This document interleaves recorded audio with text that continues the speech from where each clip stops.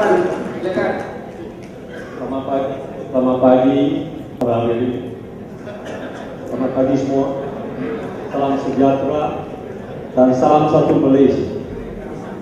Saya naik pengurusi Gabungan Lembaga Pengurus Sekolah Cina, SJPC Cina, Negeri Pahang. Jadi walaupun apa yang dipahamkan, saya tak terima surat, tapi saya datang juga karena diarahkan. Jadi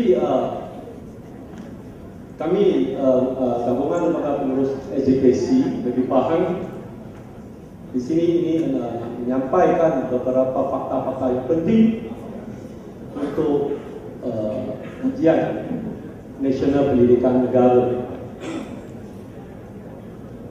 Apa yang dipahamkan, semua rakyat di Malaysia adalah berhak belajar bahasa ibunda sendiri. Inilah termaktub dalam perlembagaan. Dan rukun negara juga yang pertama yang berbunyi kepercayaan kepada Tuhan.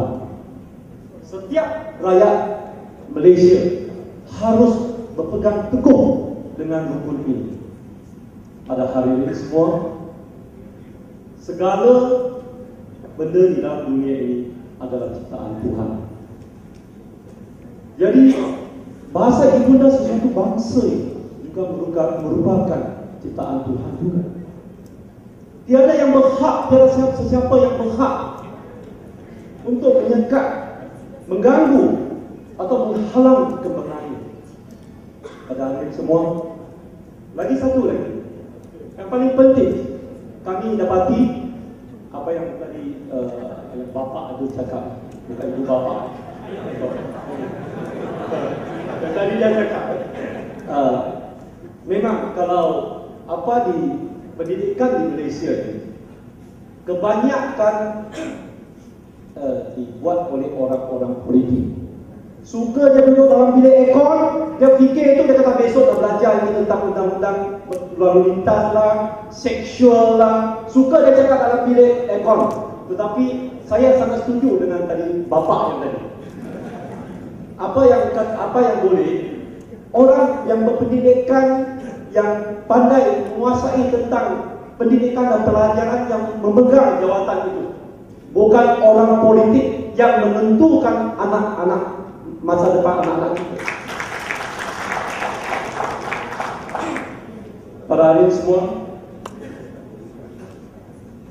saya mewakili Gabungan Lembaga SJPC Negeri Pahang ini di sini ingin membuat keluhan dan rintihan tentang masalah-masalah yang dihadapi oleh sekolah-sekolah Cina.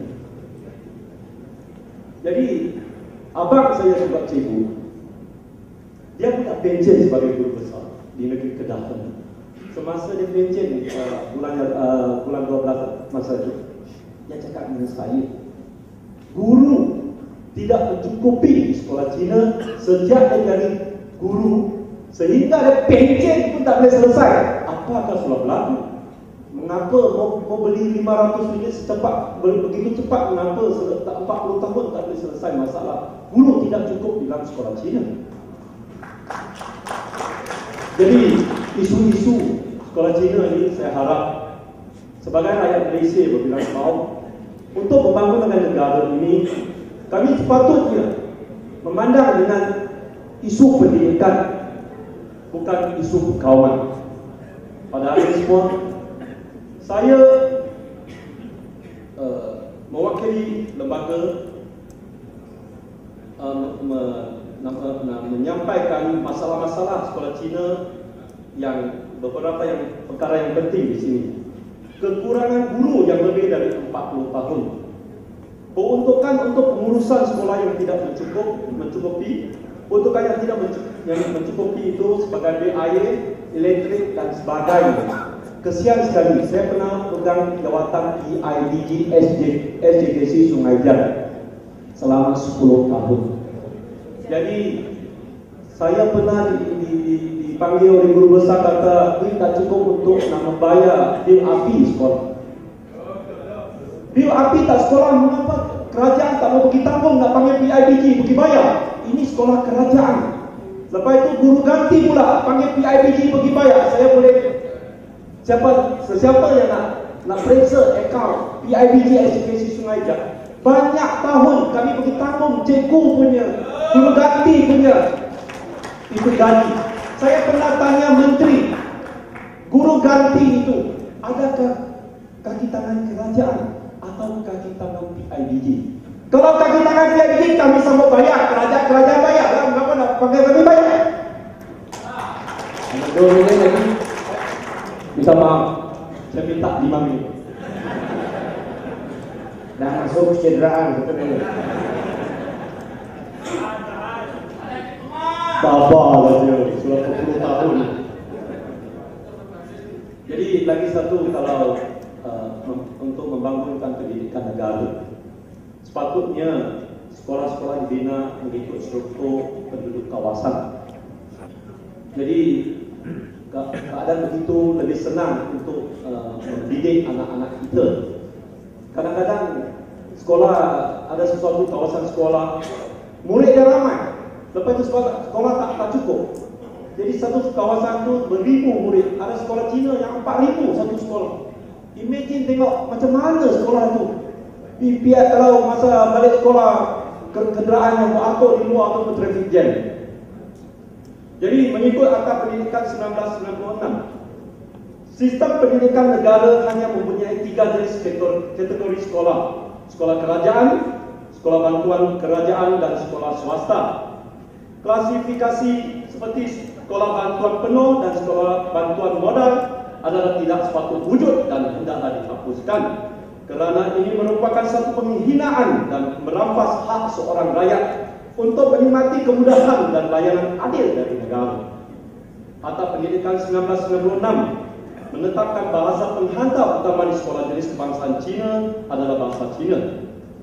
Oleh yang demikian, segala kelas persekolahan yang wujud di SDPC Cina ini termasuk kelas prasekolah dan kelas pendidikan khas, bahasa penghantar utamanya mestilah bahasa Cina sahaja.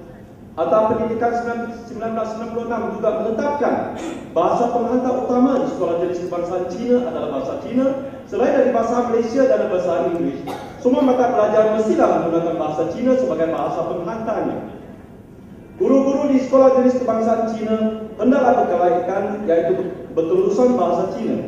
Kami juga bercadang supaya guru yang mengajar bahasa Malaysia dan bahasa Inggeris merupakan guru yang fasih dalam 2 bahasa, yaitu bahasa Malaysia dan bahasa Cina, atau bahasa Cina dan bahasa Inggeris. Saudara, ada sikit, memang sikit. kalau boleh yang ditulis diberikan itu lagi bagus. Okey, jasa baik nanti. Sorry. Okey. Guru-guru yang menguasai dan memahami dua bahasa tersebut lebih mahir mengajar dan mudah dipahami oleh murid-murid semasa mengajar bahasa Malaysia dan bahasa Inggeris.